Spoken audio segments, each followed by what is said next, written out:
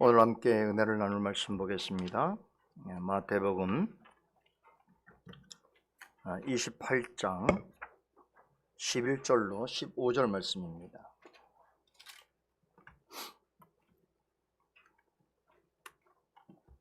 마태복음 28장 11절에서 15절 말씀 봉독해 올리겠습니다. 여자들이 갈제 파수꾼 중 몇이 성에 들어가 모든 된 일을 대제사장들에게 고하니 그들이 장로들과 함께 모여 의논하고 군병들에게 돈을 많이 주며 가로되 너희는 말하기를 그의 제자들이 밤에 와서 우리가 잘 때에 그를 도적질하여 갔다 하라. 만일 이 말이 총독에게 들리면 우리가 권하여 너희로 근심되지 않게 하리라 하니 군병들이 돈을 받고 가르친 대로 하였으니 이 말이 오늘날까지 유대인 가운데 두루 퍼지니라. 오늘은 마태복음 강의 152번째로 전해드리는 주일입니다. 우리는 지금 마태복음의 마지막 장에서도 거의 마지막 부분을 살펴보고 있습니다. 그 주 내용은 예수님의 부활에 관한 것입니다. 안식 후 첫날 곧 주일 새벽 미명에 갈릴리로부터 골고다까지 예수님을 쫓아온 신실한 여인들은 주께서 묻히신 무덤에 찾아갔습니다. 십자가에서 죽으신 예수님을 장사하던 그날에, 즉 안식일 전날에 예수님을 장사하는 모습을 지켜본 후에 여인들은 무덤에 가져갈 향품을 미리 마련해 두었다가 주일 이른 아침에 길을 나섰습니다. 사람이 너무나 예상치 못한 어떤 충격적인 일을 겪게 되면 정신이 혼미해지고 기운이 빠지기 마련인데, 이 여인들은 예수님께서 십자가에 못 박혀 죽으시는 광경을 목격하였음에도 조금 더 흔들리지 않았습니다. 이미 죽어 장사 지내졌음에도 그분에 대한 사랑과 신의를 잃지 않았다는 것입니다. 물론 여러모로 부족함이 있고 또 예수님의 부활에 대하여 확실한 기대와 소망을 갖지 못하였지만, 그래서 향료를 가지고 무덤을 향하여 가면서도 누가 우리를 위해서 이 무덤 문을 열어줄 것인가, 예수님의 몸에 향료를 발라드릴 수 있을 것인가 라고 하는 걱정, 근심을 떨치지 못하였으나, 그렇다고 해서 예수님에 대한 신앙이 흔들린 것은 결코 아닙니다. 구체적으로 그녀들이 가진 믿음의 내용이 어떻다고 말하기는 어려울 수 있으나, 예수님의 죽음을 목격하였음에도 주에 대한 사랑과 신의를 포기하지 않았다는 것은 성경이 다 기록된 후에 성도들이 가진 것과는 조금 다른 매우 특별하고 고귀한 주에 대한 믿음이 그들에게 있었다라고 하는 것을 말해주고 있습니다. 앞선 강설 시간에도 여러 차례 강조해 드렸습니다만, 당시 사회적으로 미천하고 비참한 생에 자리에 있던 여인들이 제자들을 대신해서 예수님의 죽음과 장사와 부활의 산 증인이 되었다는 것은 참으로 깊은 하나님의 섭리요 놀라운 은혜입니다. 마태복음 28장을 시작하면서 여인들이 예수님의 무덤을 찾은 날을 안식 후 첫날이라고 밝힙니다. 저는 마태가 이렇게 표현한 것은 결코 우연이 아니다. 다시 말해서 매우 짧은 표현이지만 여기에는 참으로 깊은 의미가 있다고 생각합니다. 우리말 성경에 보면 마태복음 28장 1절에 안식일이 다하여 가고 안식 후 첫날이 되려는 미명예라고 번역이 되어 있습니다만, 원문을 직역하면 안식일이 저물고 안식 후 첫날이 밝아오는 때에라고 번역할 수 있습니다.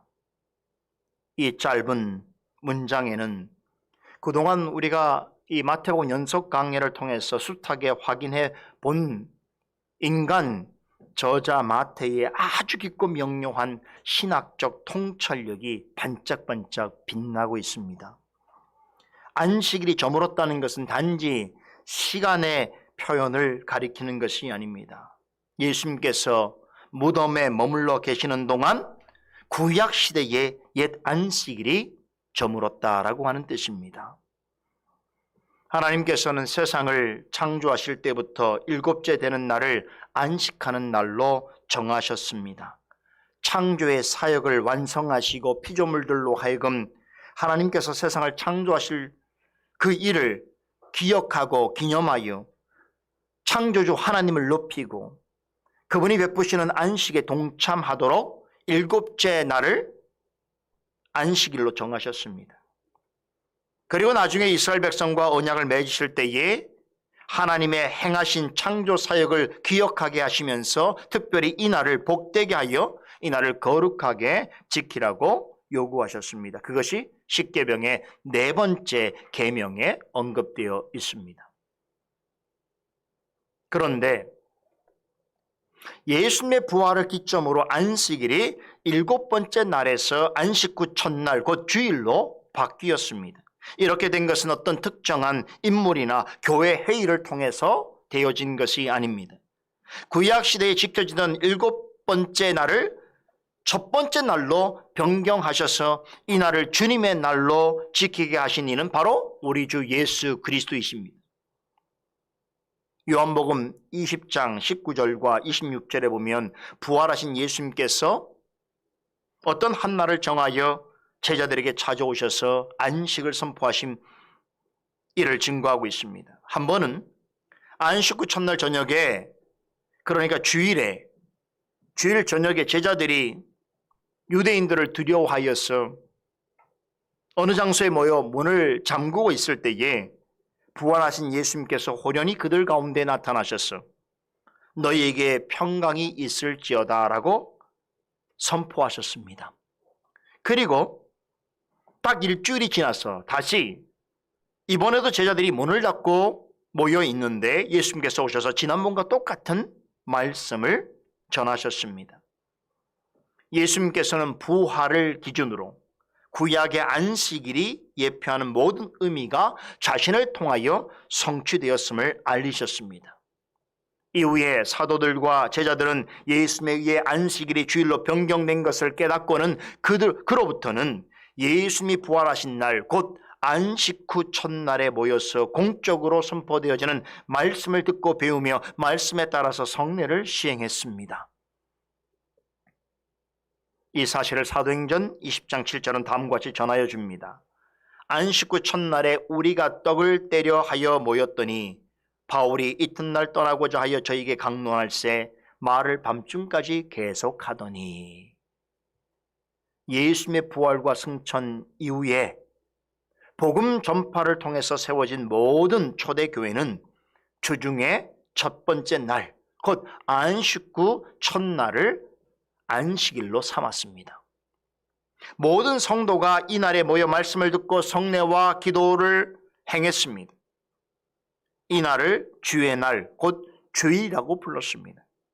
예수님께서 하늘에 오르신 후에 모든 사도들과 제자들은 예외 없이 이 날을 부활하신 주님께서 제정해 주신 거룩한 안식일로 여기면서 이 날을 거룩한 날로 지켰습니다. 예수님의 부활 승천하신 이후에 기록된 모든 신약 성경에서는 이 날을 주의 날로 부르면서 모든 성도들이 이 날을 거룩하게 지켰다라고 전해주고 있습니다. 성경 중에 마지막으로 기록된 요한계시록에 보면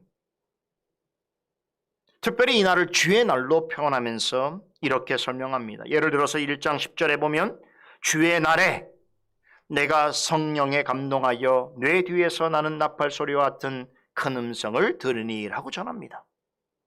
사도들과 제자들은 안식일의 주인이신 예수님께서 이 날을 주의 백성에게 참된 안식을 주려고 구별하신 거룩한 날로 여겼습니다. 이 일에 있어서 추호도 의심하지 않았습니다. 그래서 초대교회부터 모든 그리스도인들은 이 날에 모여서 예수님의 부활을 기억하면서 공적 예배를 드리고 성례를 시행하고 성도 간의 기도와 구제와 교제를 나누게 된 것입니다. 이 모든 일은 예수님의 부활로 가능해졌습니다.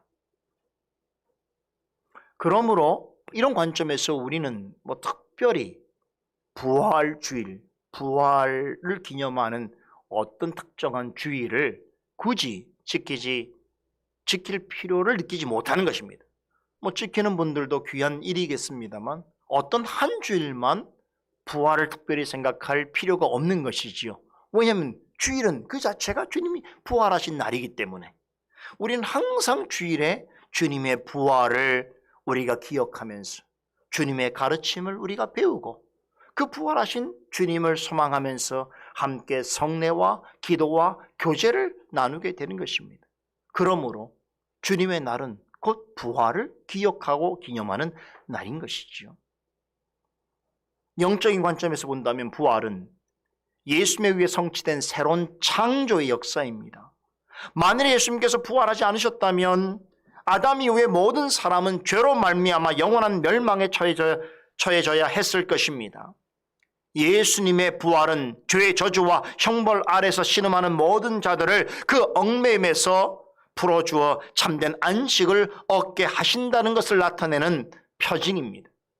그래서 예수님께서는 십자가에 죽으신 후에 친히 무덤에 들어가셨으며 그곳에서 죄의 형벌과 사슬을 깨뜨리고 죄인들을 풀어 자유하게 하시고 죄가 주는 모든 고통과 괴로움으로부터 안식하게 하시기 위하여 부활하셨습니다.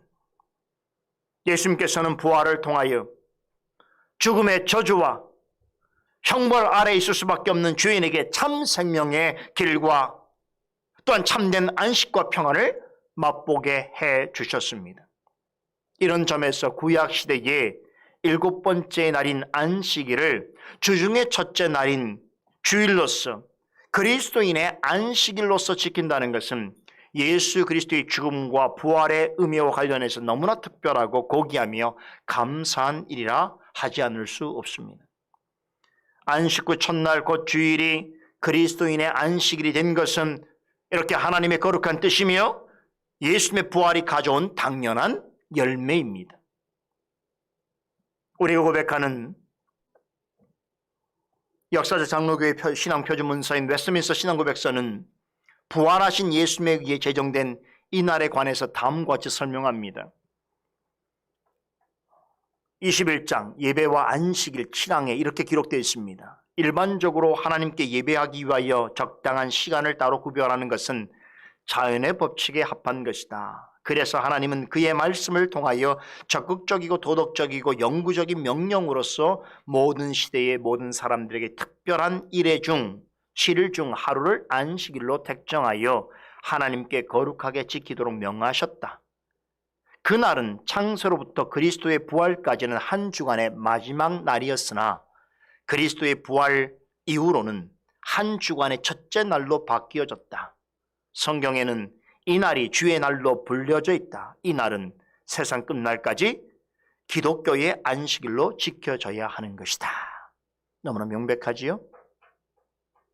이런 설명들로 볼 때 저는 마태가 예수님의 부활 소식을 전하는 28장 그 첫 구절에서 안식일이 다하여 가고 안식 후 첫날이라고 하는 이 표현을 사용하는 것은 성령께서 지금 말씀드린 설명드린 이 모든 일들을 염두하여 그로 하여금 이 표현을 기록하게 하신 것이라고 확신합니다. 즉 마태가 안식 후 첫날 곧 안식일의 주인이신 주께서 제정하신 주일을 부활 사건의 시간적 배경으로 알려주고 있는 것은 예수님의 부활은 죽음의 저주와 형벌 아래 신음하는 죄인들에게 영원한 생명과 참된 안식을 얻을 길을 여신 새롭고 놀라운 새 창조의 역사라는 사실을 우회적으로 강조하고 있다라고 하는 것입니다. 그런 점에서 안식일이 다하여 가고 첫날이 되려는 미명예라는 말로 시작되고 있는 마태복음 28장의 그 첫 구절은 단순히 요일을 계산하여 쓴 말이 아니라 성령께서 마태를 통해서 예수님의 부활이 전하는 구속사적인 의미와 결과를 한마디로 압축하여 전해주는 표현이다. 이런 뜻입니다. 그냥 성경을 보면 우리가 알기 어려운 내용이죠. 그런 성경 전체를 이렇게 살펴보면 성령께서 왜 인간 저자를 통하여 이런 표현들을 기록해 하셨는가라고 하는 것을 선명하게 이해할 수 있게 되는 것입니다. 이와 관련해서 당시 가장 열악하고 미천한 위치에 있던 여인들이 가장 먼저 예수님의 부활을 목격하였다는 것은 그 역시 특별한 의미를 지닙니다. 여러분, 에덴 동산에서 누가 먼저 타락했지요? 아담입니까? 하와입니까? 하와죠. 실질적인 여인들의 조상이라고 할 수 있는 하와가 먼저 사단의 속임에 빠져서 남편마저 꿰어 범죄하게 한 그 죄의 대가로 그와 더불어 모든 후손 여인들은 참으로 크고 심각한 저주를 받아야 했습니다. 그것이 무엇이었습니까? 자녀를 잉태하는데 큰 고통을 수반하게 될 뿐만 아니라 자녀들을 양육하는 일에 있어서 수고와 힘듦을 겪어야 했습니다. 또 한 가지 중요한 것은 남자와 남편으로부터 다스림과 지배를 받아야 했습니다. 여인들은 하와의 범죄로 말미암아 어쩌면 남자보다 더 무겁고 고통스러운 형벌을 받게 되었습니다. 여성들이 느끼는 삶의 고통과 아픔은 남자들이 느끼는 짐과 고통보다 훨씬 더 피부로 실감나게 와닿는 것들이 많습니다. 그렇죠. 남자가 아무리 해도 어떻게 해산의 고통을 이해할 수 있습니까? 어미로서 자신에 대하여서 갖는 그 마음을 다 이해할 수 있겠습니까?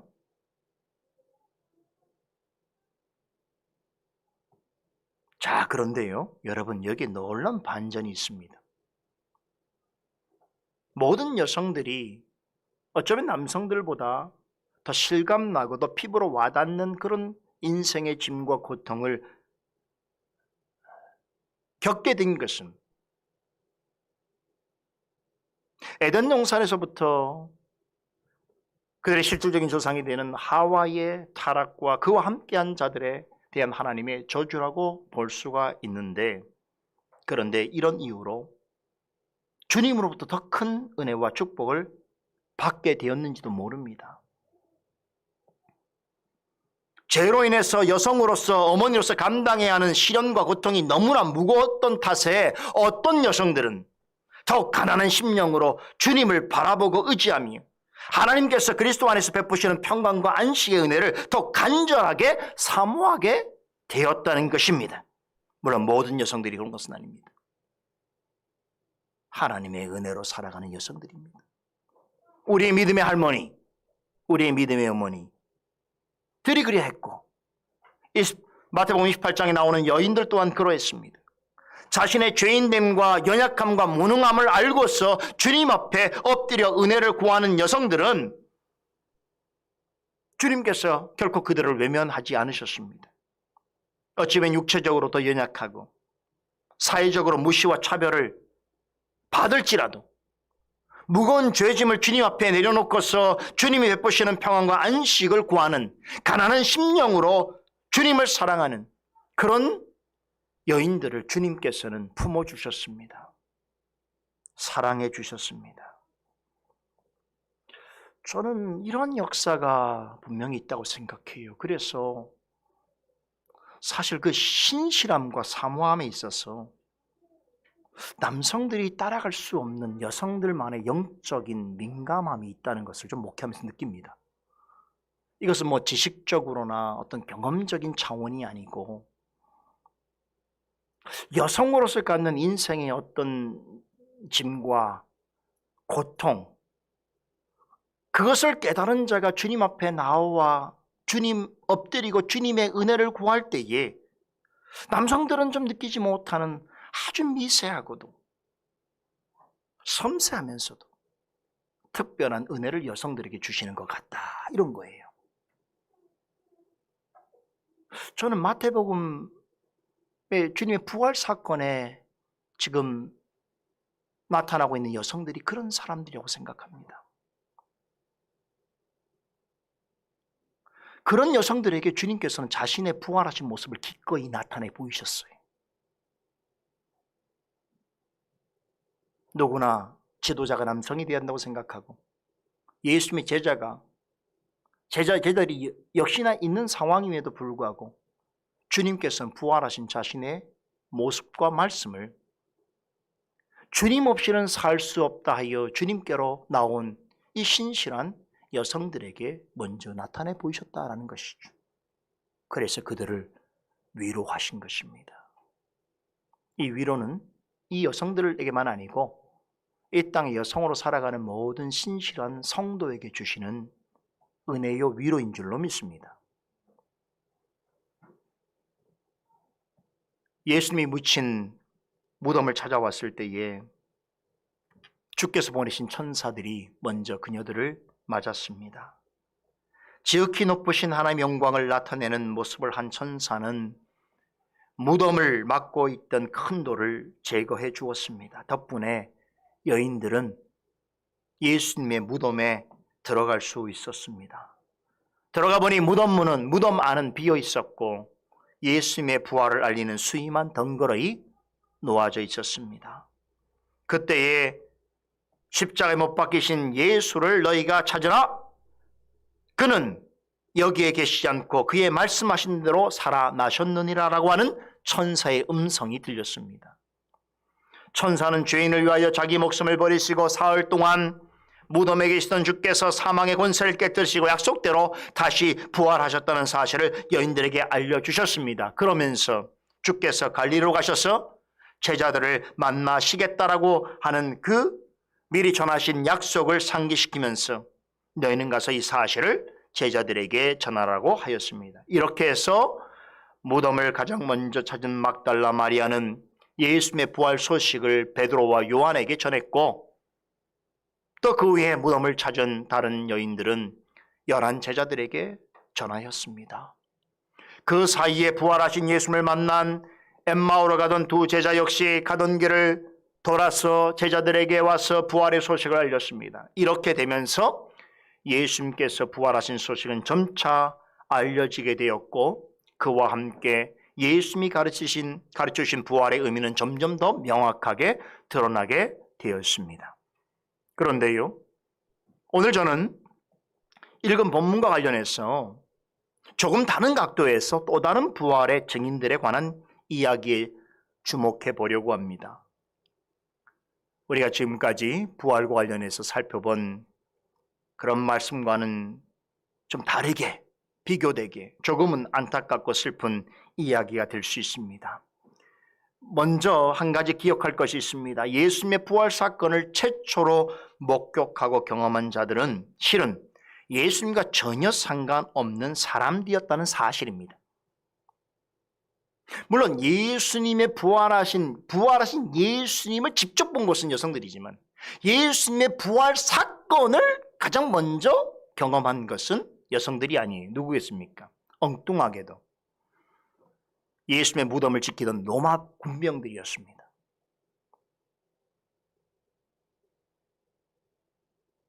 마태복음 28장의 첫 부분에 이들이 하늘에서 내려온 천사가 무덤 문을 열고 돌을 굴려내고 또 그 위에 앉아있는 모습을 보고서 무서워하여 떨며 죽은 사람과 같이 되었다라고 진술하는 것으로 볼 때에 여인들보다 먼저 예수의 부활 사건을 경험한 장본이었다라고 하는 것은 틀림없습니다. 예수님께서 생전에 사흘 만에 부활하시라고 하신 말씀을 기억하고 있던 유대 종교 지도자들은 혹여라도 예수님이 살아나거나 제자들이 시신을 훔쳐갈까 염려한 나머지 로마 총독 빌라도에게 가서 무덤을 겹겹이 봉쇄해주고 지켜줄 것을 요구했습니다. 결국 빌라도는 대제사장들에게 속하여 있는 경비대 소속 병사들을 보내어서 눈을 부릅뜨고 지키겠습니다. 그런데 이들이 하늘로부터 보냄을 받은 천사들이 내려올 때 지진이 나고 또 그들에 의해서 무덤 문이 열리는 광경을 직접 목격하게 될 때에 그들은 마치 죽은 사람들과 같이 되었습니다. 너무나 무섭고 두려웠던 나머지 그리 됐던 것입니다. 우리는 이 장면에서 한 가지 물음을 갖게 됩니다. 하나님께서는 왜 예수님의 부활 사실을 신실하고 믿고 따르는 사람들에게 보여주시기 전에 그분의 부활을 막고 부인하기 위해서 눈을 부릅뜨고 지키던 대적자들에게 가장 먼저 알리신 것인가? 먼저 나타내신 것인가? 여기에는 하나님의 특별한 뜻이 있습니다. 예수님께서 부활하신 사실을 주를 부인하고 대적하는 자들에게 제일 먼저, 그것도 직접적으로 나타내심으로써 그들조차, 예수님을 대적하는 자들조차 예수님께서 부활하신 그 사실을 도저히 부인할 수 없게끔 하신 것입니다. 그들의 입술로 예수님의 부활하신 사실을 증거하도록 하신 것입니다.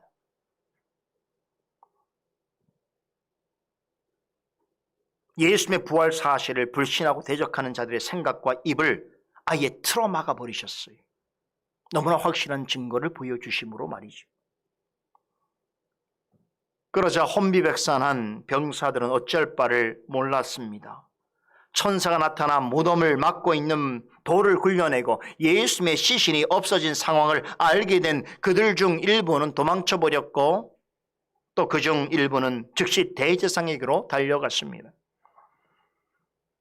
이런 일이 일어나는 중에 막달라 마리아와 여인들이 예수님의 무덤을 찾았습니다. 그녀들이 도착했을 때는 당연히 무덤가에는 아무도 없었고 무덤 문은 열린 상태로 있었습니다. 대제사장에게로 달려간 병사들은 자신들이 본 그대로 전했습니다. 불안하고 놀란 마음을 진정할 수 없이 자신들조차 도저히 믿겨지지 않는 일을 고했습니다. 그럼에도 무덤 문이 열리고 예수님의 시신이 사라졌으니 경비하는 임무를 맡은 그들로서는 엄한 문책을 피할 수 없게 된 상황이었습니다. 그래서였던지 그들은 이 사실을 먼저 로마 총독부가 아니라 산헤드린 공회에 알렸습니다. 자신들로서는 어찌할 수 없었다는 변명과 함께 어떻게든 응분의 책임을 피하고자 하는 생각으로 대제사장들에게 먼저 알렸습니다. 그런데 산헤드린 공회의 유대 종교 지도자들은 매우 의외의 반응을 보였습니다. 무언가 염려하던 일이 현실로 나타날 때의 사람들이 보이는 반응과는 전혀 달랐습니다.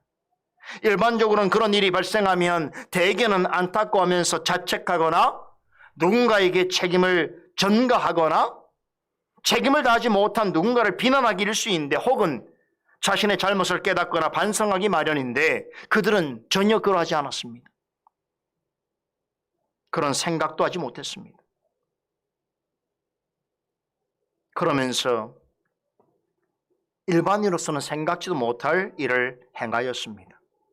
병사들로부터 예수님의 부활에 관한 사건 보고를 들은 종교 지도자들은 잠시 모여서 의논을 하는가 싶더니 병사들에게 많은 돈을 건네며 회유하였습니다. 무덤을 잘 지키지 못한 것이 아니냐고 탓할 만도 한데, 그러하기는커녕 도리어 돈으로 매수하면서 너희들이 잠들어 있는 사이에 예수의 제자들이 와서 시신을 도둑질해 갔다고 말해달라며 요청했습니다. 여러분, 이것은 명백히 사실과 다른 이야기지요.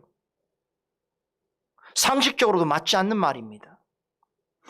여러분, 조금이라도 상식이 있는 종교 지도자들이라면 어떻게 해야 되겠습니까? 우선 예수님이 진짜로 부활한 것인지 아닌지를 살펴보는 것이 우선이었을 것입니다. 믿기 어려워도 경비병들이 전해주는 보고가 사실인지 아닌지를 자세히 따져보아야 했을 것입니다. 그래도 이상하면 현장을 방문해서라도 사실 여부를 확인해 보았어야 했습니다. 이게 정상이지요. 이게 일반적인 경우지요. 그러나 산헤드린 공회원들은 그러하지 않았습니다. 되레 경비병들이 전해주는 말을 듣고는 마음이 더욱 완악해졌습니다. 이 말은 사실 그들에게 가장 중요한 것은 예수님이 부활이 아닙니다. 예수님이 부활했느냐 아니냐는 그들에게 주관심사가 아닌 거예요.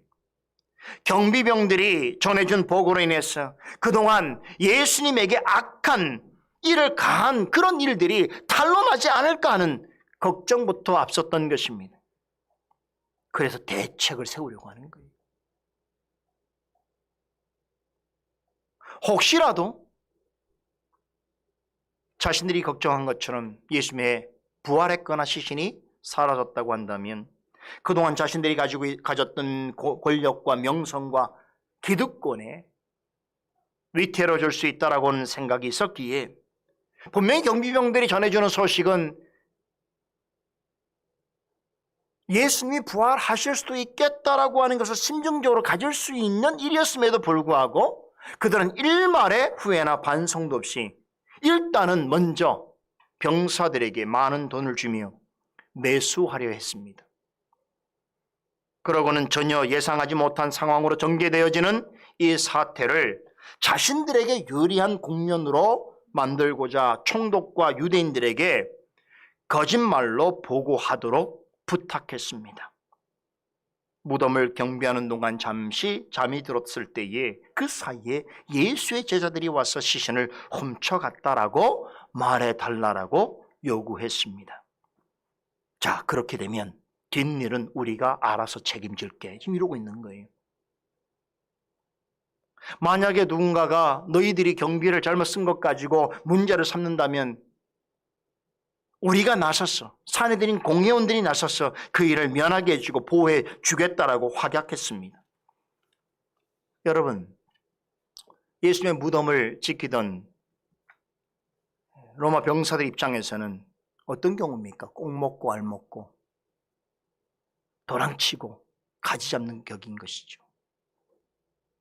로마 총독이 신신당부한 그 일에 대하여서 결과적으로는 그들이 그것을 지키지 못하고 예수님의 시신을 잃어버리게 됨으로써 어쨌거나 책임을 져야 할지도 모르는 이런 상황에서 그것을 면하게 할 수 있는 기회를 얻었을 뿐만 아니라 생각지도 못하게 많은 돈까지 받게 되었으니 아마 속으로는 야, 이게 잘된 일 아니야, 이렇게 생각할 수도 있었을 거란 말이지요.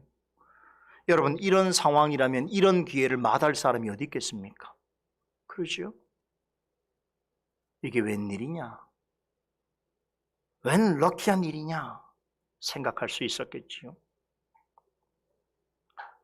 복음서에는 자세하게 기록하고 있지 않습니다만 정황상으로 볼 때에 이 경비병들은 유대 종교 지도자들의 제안을 그대로 받아들였던 것 같습니다. 그리고 그렇게 했습니다. 본문 15절이 그 사실을 간접적으로 말해주고 있지요. 종교 지도자들에게 매수된 경비병들은 그들의 요구에 따라서 로마 총독에 가서 거짓 보고를 하였습니다. 또한 그들의 요청대로 유대인들에게도 거짓말을 전했습니다. 그로 인해서 예수님은 부활한 것이 아니라 그의 제자들이 시신을 훔쳐가게 된 것이라고 하는 거짓 소문이 온 유대 땅에 퍼지게 되었습니다. 빌라도의 성품으로 볼 때에 설령 그 이후에 예수님의 시신이 사라졌다라고 하는 보고를 들었다고 하더라도 적극적으로 대처했을까요? 저는 그렇게 생각하지 않습니다. 원래부터 유대인들의 일에는 관여하기 싫어했던 그였기 때문에, 또한 예수님의 부활은 종교적 권력과 탐욕에 관심 많은 그에게는 유대인들에게 관심 있는 일이지 자신에게는 그렇게 흥미와 유익을 가져다 줄 만한 일이 아니었기 때문에 굳이 다시 예수님과 관련된 일에, 더군다나 사형수로 이미 죽은 자의 일에 관여하지 않으려고 했을 것입니다. 로마 당국 역시 십자가에 못 박혀 죽은 사형수의 시신이 사라진 일에 대하여서 관심을 갖지 않았을 것입니다. 여러분, 범인을 체포하려 한다고 해서 범인을 잡을 수 있습니까? 존재하지 않지 않습니까? 이렇게 예수님의 부활 소식은 예수님을 대적하거나 무관심해하는 자들의 철저한 위증과 은밀한 협력 속에 가짜 뉴스처럼 확대 재생산되어서 온 세상에 퍼져나갔습니다. 자, 그런데 이 주체들이 누구라고요? 이런 일들을 행하고 있는 주체자들이 누구라고요? 권력을 가진 자들입니다. 그러나 그들은 불의한 자들입니다. 불의한 권력으로 진실을 감추고 돈으로 사람을 매수하여 거짓을 퍼뜨리고 검은 로비로 잘못에 대한 책임을 면하게 해주는 일을 서슴지 않은 불의한 자들입니다. 예수님의 부활은 이렇게 불의한 권력을 가진 자들에 의해서 터무니없는 거짓말로 취급당할 상황에 놓였습니다. 어쩌면 이것은 불의한 세상 속에 있는 기독교의 처지가 아닌가라고는 생각을 갖게 됩니다. 성경 말씀이 증거하는 하나님을 싫어하고 그리스도를 거부하는 자들에게 있어서는 진리라고 하는 것은, 성경 진리라고 하는 것은 그렇게 중요하지 않습니다. 성경이 무엇을 말하느냐, 그것이 진리냐 아니냐, 그것은 그들에게는 관심사가 아닙니다. 그들의 관심사는 듣기 싫은 진리를 감추고 거절하는 것입니다. 성경이 가르치는 그러한 교훈들, 인간은 전적으로 하나님 앞에 부패한 존재다, 오직 예수 그리스도에 의해서만 구원을 얻을 수 있다, 구원을 얻는 일은 오직 하나님의 전적인 은혜로만 가능하다라고 하는 이러한 가르침을 거부하기 위해서 온갖 제약을 서슴없이 행합니다. 말씀을 전해 들으면서도 악한 생각을 하고 탐욕을 추구하며 물질과 거짓말로 양심을 속이고 거짓 소문을 퍼뜨리며 자신의 죄와 잘못이 탄로날까 두려웠어. 또 음모를 꾸미고 남을 중상모략하면서 거짓을 늘어놓습니다. 그렇게 해서라도 성경 진리를 거부하는 것을 스스로 정당화하고 그리스도를 하찮게 여기는 것을 스스로 옳은 일이라고 믿고 확신하려 합니다. 여러분, 참된 기독교는 이러한 자들에 의해서 언제나 위기에 있었습니다. 지금 우리 시대에도 큰 위기 속에 있습니다. 지금도 어떤 권력과 힘을 가진 자들에 의해서 기독교는 거짓 종교요, 그리스도인은 거짓말쟁이라고 하는 악의적인 소문이 온갖 종류의 뉴스와 미디어를 통해서 퍼져 나가고 있습니다. 그뿐이 아닙니다. 예수 그리스도에 관한 모든 진실을 의심하고 왜곡하는 일들이 학문의 자유라고 하는 이름으로, 심지어는 신학이라고 하는 이름으로 버젓이 자행되어지고 있습니다. 여러분, 이 결과가 얼마나 치명적인 줄 아세요? 지난 과거보다 우리는 얼마나 자유롭게 성경을 구입할 수 있고 또 많은 설교를 들을 수 있는 그런 자리에 있습니까? 다시 말해서 기독교가 과거보다 훨씬 잘 알려줄 수 있는 시대임에도 불구하고 세대가 갈수록 그리스도를 진실되게 믿고 고백하는 그런 성도들과 교회들이 줄어들고 있습니다.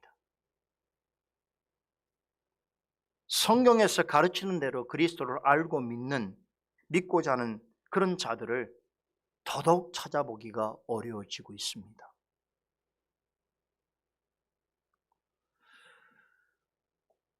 이번에 그 이름이 램지어 교수인가요? 최근에 우리 민족의 아픈 역사를 아주 전형적인 일본 제국주의적인 시각에서 왜곡 보도하는 논문을 써서 우리 한국 사회뿐만 아니라 세계 역사계를 경악에 빠뜨린 하버드대 로스쿨 교수를 기억하실 것입니다. 하버드대라 하면 현재 세계에서 최고의 명망 있는 그런 대학이 아닙니까? 이런 대학의 로스쿨 교수라고 하면 최소한 학문적으로는 누구나 인정할 만한 실력과 인품을 가졌으리라 생각할 법도 한데 사실은 전혀 그렇지 않을 수도 있다는 사실이 이번 기회에 적나라하게 드러났습니다. 하버드 교수라고 하는 타이틀을 가졌지만 실은 일본 전범 기업에 돈을 받고 일본의 역사 왜곡에 동조하는 양심불량 학자라는 것이 판명되었습니다. 이번 일이 유명 대학의 외국 교수가 우리나라 역사를 왜곡하는 일이어서 사회적으로 이슈가 된 것입니다만 사실 알고 보면 여러분, 이런 일은 어떤 분야에서든 일어납니다. 우리가 지금 몸담고 있는 어떤 분야에서든 이런 일들은 나타난다는 것이, 즉 어떤 잘못된 목적을 위해서, 야망을 위해서 돈과 권력으로 사람을 매수하고 또 그것에 매수되어서 진실을 감추고 속이는 그런 일에 동조하고, 그렇죠? 그런 일들이 여러분, 우리가 살아가는 세상 속에 늘 있는 것이에요. 종교로 보자면 기독교는 태생부터 지금까지 이러한 종류의 수많은 위협과 도전 속에 있어 왔습니다.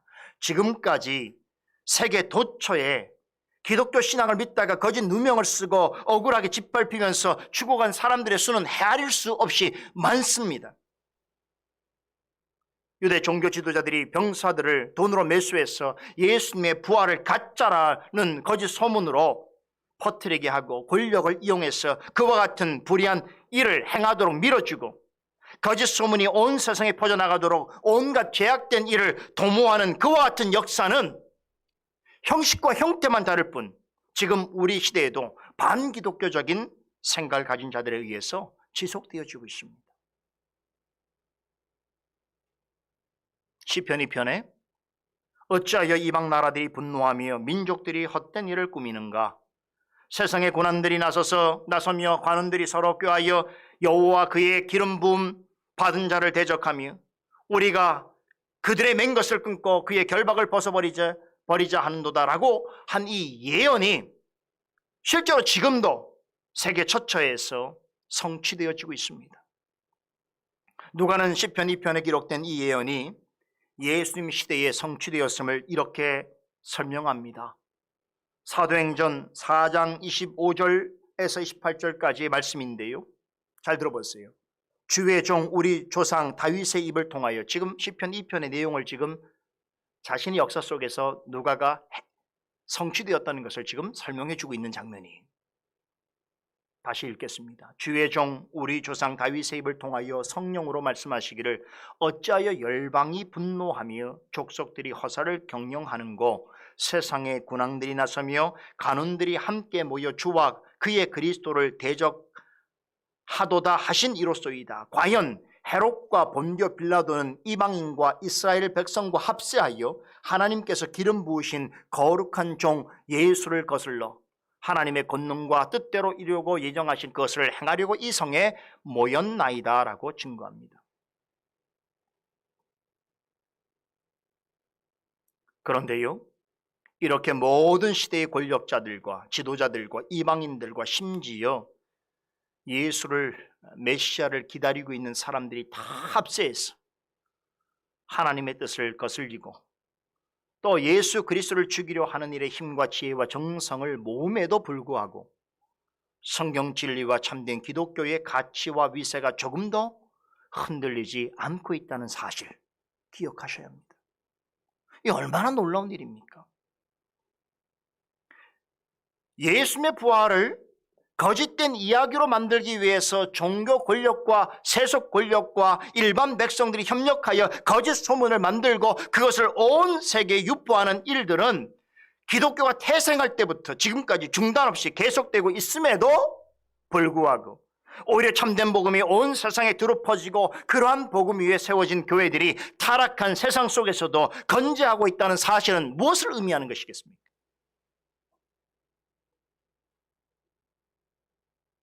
세상은 십자가에 달려 죽었거나 죽었다가 살아나신 그리스도를 부정하고 그리스도가 이루신 구원의 의미를 증거하는 십자가를 거부하지만 십자가의 가르침은 비록 멸망하는 자들에게 미련하게 보일지언정 구원 얻는 자들에게 있어서는 구원하는 하나님의 능력으로 나타나는 믿음의 역사를 어떻게 설명할 수 있단 말입니까? 성경 진리와 참된 복음을 지키고 전파하는 것은 사람의 힘으로 되는 것이 아니다라는 것이죠. 불신과 불의가 행해가는 세속 사회에서 참 성도와 참된 교회를 세우고 보존하는 것은 사람에 의해서 되어지는 일이 아닙니다. 오직 하나님께서 행하시는 일인 것이죠. 여기에 솔리데오 글로리아 교회의 소망이 있는 것이죠. 우리가 할 수 없는 일을 지금 우리는 하고 있는 거예요. 하나님 믿지 아니하는, 하나님 알지 못하는 세상의 권력자와 지도자와 불신자와 심지어는 같이 믿는다고 생각하는 어떤 자들이 합세하여서 예수 그리스도와 진리를 거스려 행하는 일들, 그로 인하여 교회를 향한 수없이 많은 비방과 모함과 음모와 핍박이 있는 중에도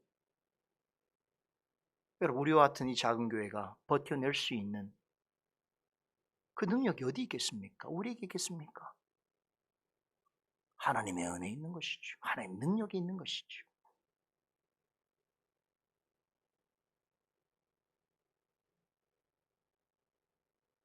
이렇게 불의한 권력자들에 의해서 예수님의 부활을 속이는 그런 거짓된 소문들이 이방 민족과 유대인들 사이에 두루 퍼뜨려졌지만, 하나님께서는 당신의 뜻을 위협하고 회파하는 이런 강력한 도전 앞에서도, 이것들이 끊임없이 계속되어지는 중에서도 하나님의 택한 자들과 교회를 통하여 예수 그리스도의 부활을 온 세상에 널리 퍼지게 하셨습니다. 놀라운 일이지요. 여러분과 저처럼 태어날 때부터 하나님과 전혀 상관없었던 이방 민족에게, 또 기독교적인 이해와 배경이 전혀 없는 그런 사람들에게도 예수님의 부활의 소식을 전하여 주시고 부활의 소망을 갖게 해주셨습니다. 더 놀라운 것은 우리로 하여금 그리스도 안에서 매일 죄에 죽고 의로 살아나는 부활을 경험하고 연습하게 하셨습니다. 이는 그리스도를 진실하게 믿는 사람이라면 언제 어느 때에 살든지 누구나 경험하게 되는 일입니다. 여러분, 이것을 어떻게 사람의 힘과 지혜로 할 수 있으며 사람의 판단과 생각으로 가능할 수 있겠습니까? 오직 하나님께서 행하시는 일입니다. 그러기에 아무리 돈과 권력에 의해서 매수된 자들이 예수님에 대해서 거짓 소문을 만들고 퍼뜨리고 성경 진리를 거짓말로 속인다 하더라도 그것과 상관없이 구원 얻는 하나님의 자녀는 예수님에 관한 모든 진실을 전해 듣게 될 것이고 믿게 될 것입니다. 사탄은 어떻게 해서든 악한 자들을 이용해서 진실을 가리고 진리를 속이려 하고 거짓 소문을 두루 퍼뜨리게 합니다만, 하나님께서는 그리스도로 말미암은 구원의 역사를 조금도 손상됨 없이, 부족함 없이 이루어 가십니다. 믿으십니까? 오늘 본문에 유대 종교 지도자들이 로마 병사들의 보고를 받고도 예수님의 부활을 감추고 도리어 자신들에게 유리하도록 그의 제자들이 시신을 훔쳐갔다라고 하는 거짓 소문을 퍼뜨리기 위해서 그들을 많은 돈으로 매수하고 위증을 요구한 것은 참으로 그들이 영적 지도자라고 하는 관점에서 생각해 본다면 대단히 슬프고 안타까운 일임에 분명합니다만, 우린 여기서 중요한 교훈을 얻습니다. 여러분, 예수님을 온전히 믿고 신뢰한다는 것은 결단코 사람의 힘과 지식으로 되어지는 것이 아니라는 것을 명백하게 보여주는 증거이기도 합니다. 또한 주의 죽으심의 은혜를 알고 그분의 부활을 믿으면서 내 영혼과 몸을 그분의 손에 의탁하는 것이, 다시 말해서 주님이 베푸시는 죽으심과 부활의 은혜에 나를 온전히 맡기고 그분만을 쫓는다는 것은 말처럼 쉬운 일이 아니라는 것을 깨닫게 됩니다. 예수님의 죽으심의 의미를 알지 못하는 사람은 예수님의 부활에 대해서도 믿을 수가 없습니다. 믿지 않으려 합니다. 죽은 사람이 살아난다는 것은 사람의 지식으로나 경험으로 쉽게 믿어질 만한 일이 아닙니다. 겉으로 보기에 매우 신앙적이고 종교적인 사람이라도 그러한 것을 당연히 믿게 되는 것은 결코 아닙니다. 여러분, 오늘 우리 사회에 얼마나 그 신심이 뛰어난 사람들이 많습니까? 종교성이 깊은 사람들이 많습니까? 그러나 그런 사람들이라고 해서 다 그리스도를 고백합니까? 그리스도의 죽으심과 부활의 의미를 인정합니까? 그렇지 않아요.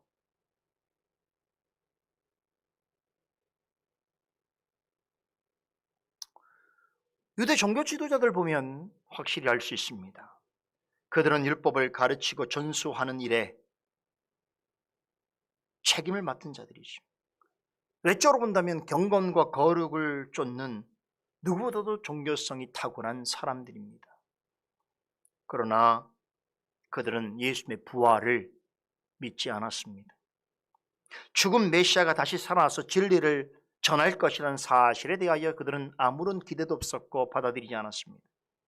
종교인이든 비종교인이든 사람에게 있는 하나님을 의심하고 대적하는 불신앙과 무지는 그렇게 견고하고 끈질긴 것입니다. 종교를 가진 사람이라도 자신의 악한 생각과 잘못이 탄로날까 두려워하여서 그것을 애써 숨기고자 사람을 매수하거나 온갖 수단과 방법을 동원해서 진리와 사실을 거짓과 속임으로 만드는 일을 서슴지 않는다는 것은 여러분, 종교를 빙자하여 영적인 어둠 가운데 있는 사람들의 그 성품이란 그처럼 악하고 독하다는 것을 우리에게 보여주는 것입니다. 여러분, 종교심이 많은 사람이 부패한 것이 얼마나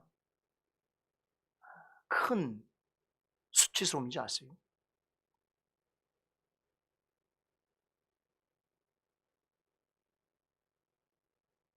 그래서 그런 일들이 뉴스가 되는 거예요. 그냥 일반인이라고 한다면 다 이해할 만한 일을 종교를 추구하고 신심을 가졌다는 자들이 그것을 이용해서 자신의 무엇을 추구하고 진실을 거짓으로 바꾸려 하는 일이 드러나면 그것은 뉴스거리가 되는 것이죠.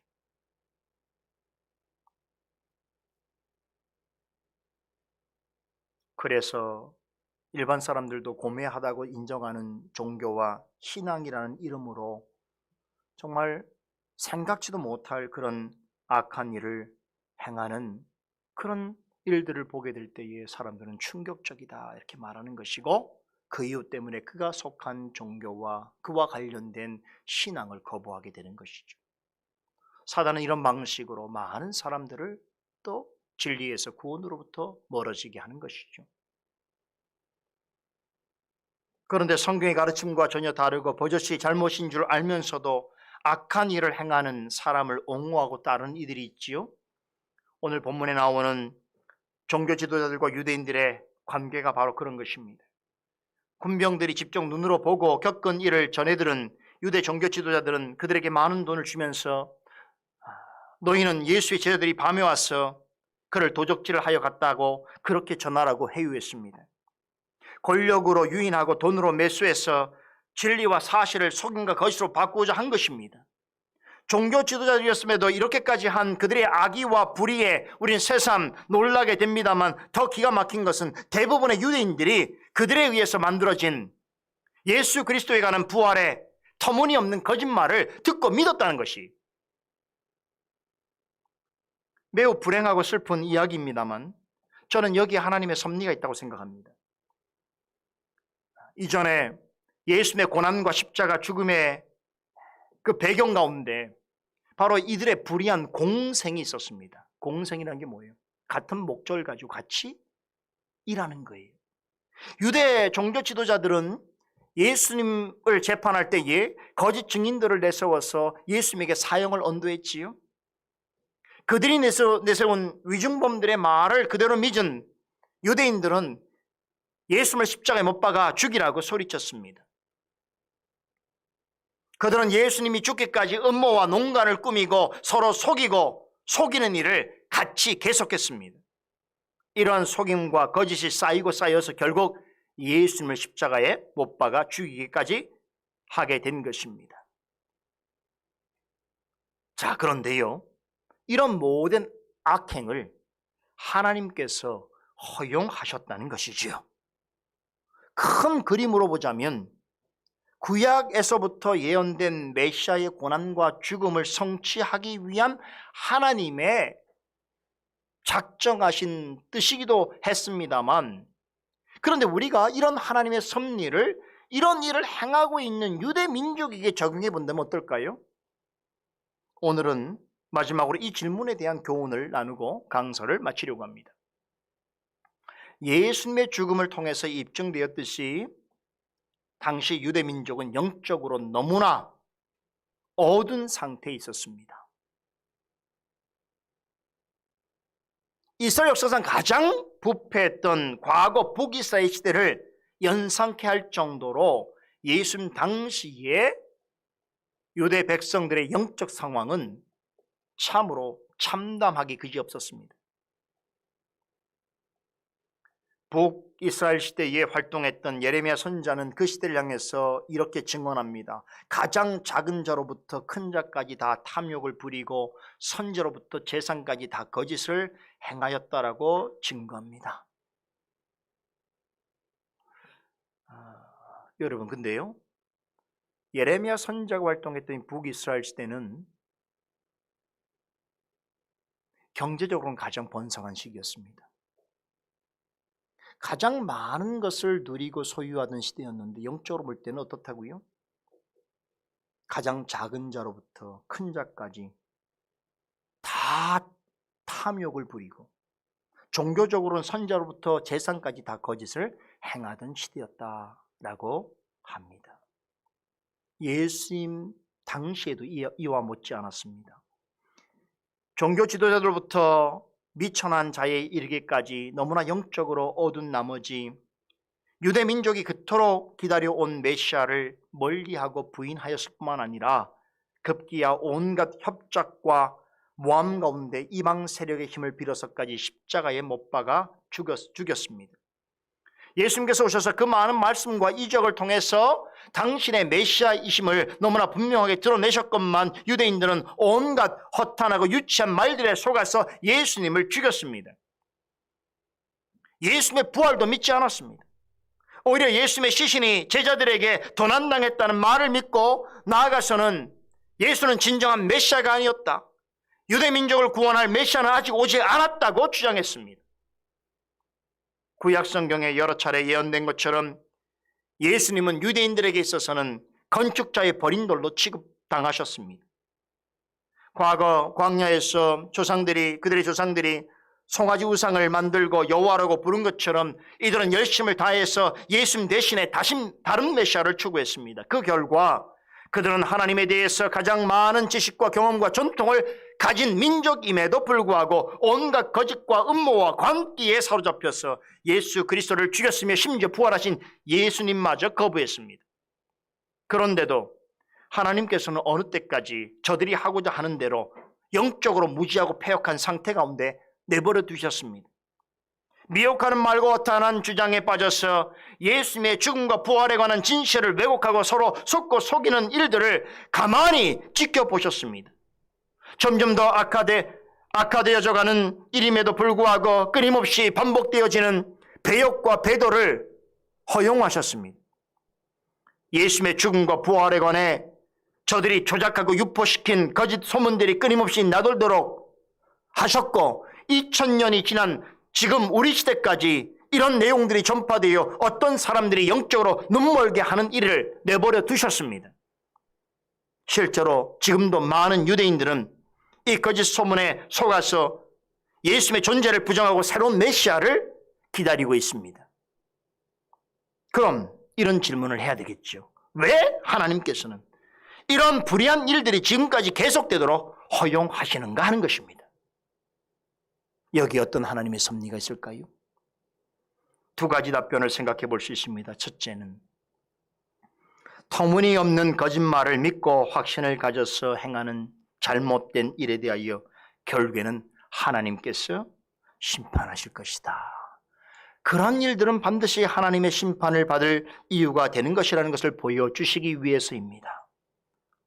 우리가 지난 22주 동안 주일 아침마다 살펴본 시편 119편의 저자는 하나님은 주의 말씀을 사랑하시나 모든 거짓을 미워하신다라고 거듭하여 강조했습니다. 진리에 관한 모든 거짓은 거슬러 올라가면 모든 거짓의 아비인 마귀에게서 나오는 것입니다.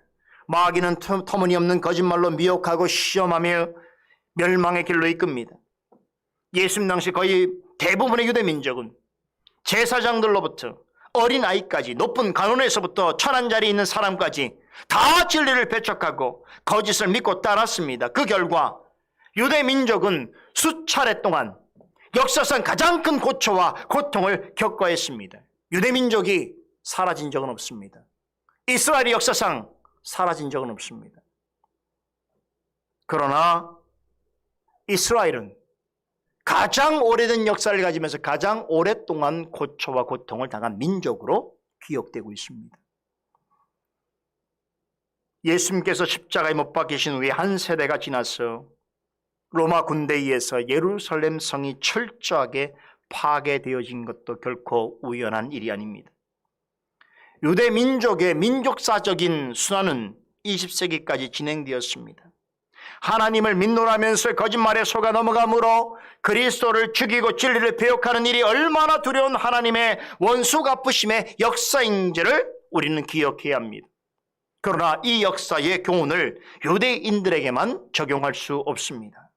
하나님의 말씀을 듣고도 거칠게 부정하고 번성이 따르는 대로 더욱 악하게 되어져가는 삶을 사는 것은 당장의 하나님의 섭리 가운데서 그것을 허용하시는 것 같이 보일지라도 반드시 그런 삶은 심판받는다는 것을 기억하시기 바랍니다. 하나님께서는 사람이 당신 앞에 행한 일들을 잊지 않으실 뿐만 아니라 행한 대로 심판하십니다. 이것이 성경이 가르치는 하나님의 공의입니다.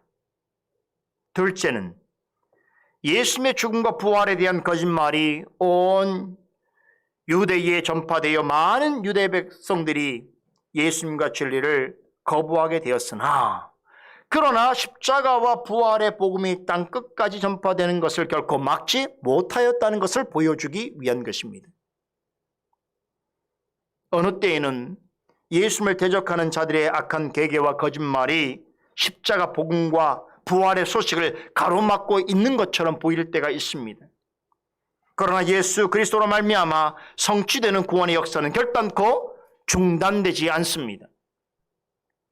유대 종교 지도자들과 로마 권력자들과 결탁해서 예수님이 다시 살아나신 것을 속이고 은폐함으로 예수님의 부활이 거짓이라는 거짓 소문을 만들어서 온 유대인들에게 퍼뜨렸지만 그런 가운데서도 예수님의 부활을 목격한 신실한 여인들과 주의 사랑으로 회복된 제자들에 의해서 십자가의 복음과 부활의 복음이 땅끝까지 전파되게 하셨습니다. 놀라운 일이죠. 권력을 가진 자들에 의해서 다수는 예수님의 죽으심과 부활을 강하게 거부했지만 신실한 몇 사람과 회복시킨 제자들을 통하여서 더욱 놀라운 일을 행하셨다는 것입니다. 저는 오늘 본문 마지막 15절이 이 복음서의 끝이 아닌 것에 대해 대단히 감사하게 생각합니다. 우리에게는 남은 몇 구절이 있습니다. 우리에게는 남은 몇 개의 말씀이 있습니다. 이 말씀들은 오늘 살펴본 대로 예수님의 부활을 속이는 엄청난 거짓말과 방해에도 불구하고 어떻게 부활의 복음이 세상 땅끝까지 전파되어 하나님의 택한 백성을 구원하는 역사로 나타나는지 우리에게 명확하게 보여줄 것입니다. 그로서 진실하게 믿는 성도와 그 역사는 언제나 그리스도와 함께하는 부활의 역사라는 것을 확신케 할 것입니다. 그 사실을 기대하면서 오늘 강서를 마치겠습니다. 기도합니다. 거룩하신 하나님, 오늘도 우리에게 주신 이 복음서의 본문 말씀을 통해서 예수 그리스도의 부활이 너무나 명확하고 부정할 수 없는 사실임에도 불구하고 그것을 속이고 또 거짓 소문을 내는 자들로 인하여 역사 속에서 많은 이들이 기독교를 부정하고 그리스도를 거부할 만한 근거와 이유로 삼는 그런 역사가 지금까지 계속되어 오나 그런 중에서도 하나님께서 그리스도의 부활을 통하여 계획하신 구원의 역사는 결코 중단됨 없이 하나님의 택한 백성들을 통하여 온 세상 땅끝까지 전파되게 하시며 주의 택한 백성들을 구원하시는 줄 믿사오니 그런 역사 속에 우리가 있음을 감사드리며 또한 그런 역사에 우리가 하나님의 선하신 도구로 쓰임받기를 원하오니 주여 우리와 함께 하셨소. 우리가 듣고 배우는 이런 모든 진리의 내용들이 부활하신 그리스도처럼 날마다 말씀을 통해서 우리 가운데 다시 살아나는 역사가 있도록 주여 도와주시고 함께하여 주시옵소서. 살아계신 예수 그리스도 이름으로 기도드리옵나이다. 아멘.